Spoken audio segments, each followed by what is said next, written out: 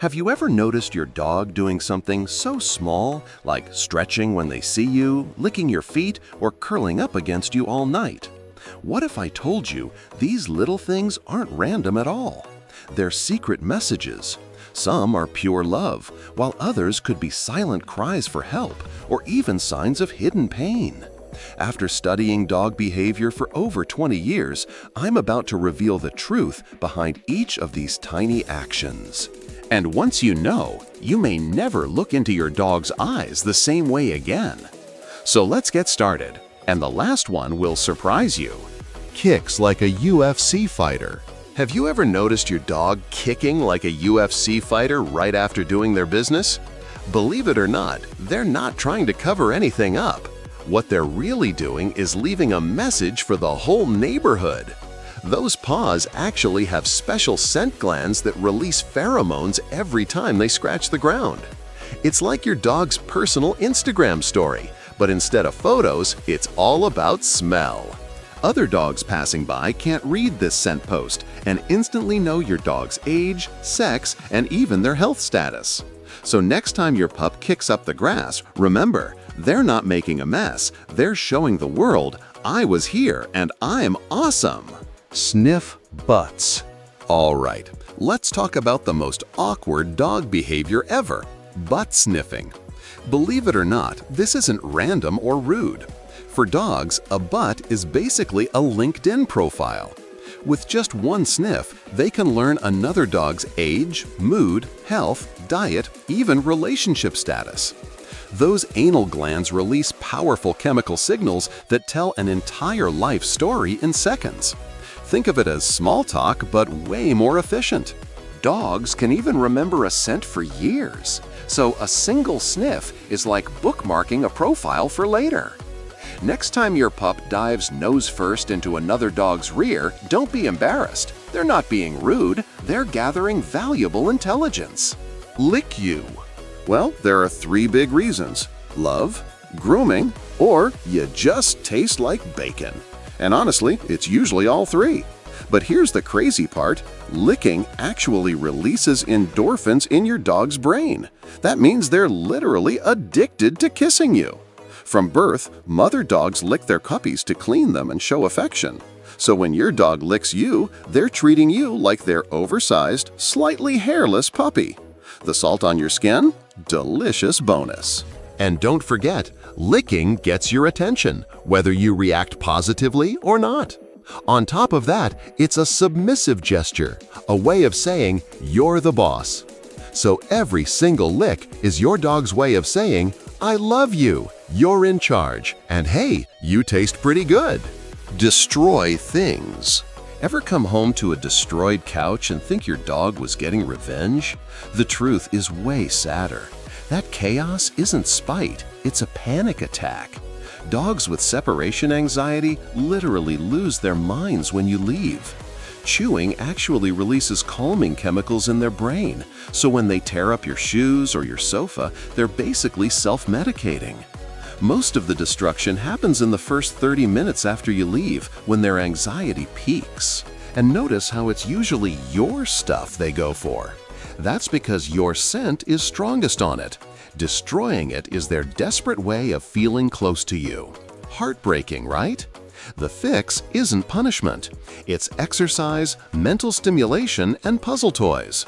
A tired, busy dog doesn't eat your furniture, and it just might save both your sofa and your dog's sanity. Follow you everywhere. Does your dog follow you everywhere, even to the bathroom? Congratulations, you've been chosen. In wolf packs, only the most trusted members stick together 24/7, and your dog sees you the same way. But here's the kicker. Every time you handed out treats, scratches, or belly rubs, you basically programmed them to become your little shadow. You created this beautiful monster. Following you from room to room isn't clinginess, it's loyalty, it's protection. In their mind, the pack that pees together stays together. And let's be real, something exciting could happen at any moment, and there's no way they're missing it just because they stayed on the couch. Chase their tail. Why did dogs chase their tails?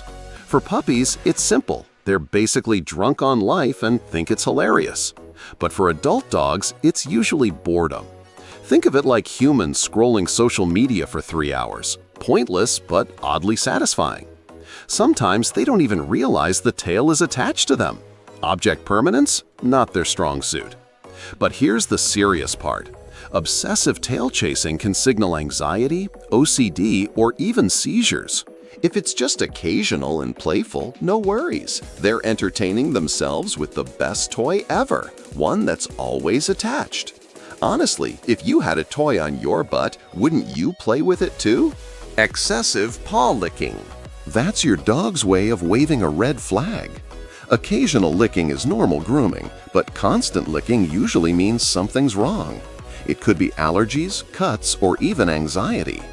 Always check between their toes. That's where the hidden problems lurk. Think of it like checking your kid's backpack. You're guaranteed to find something concerning.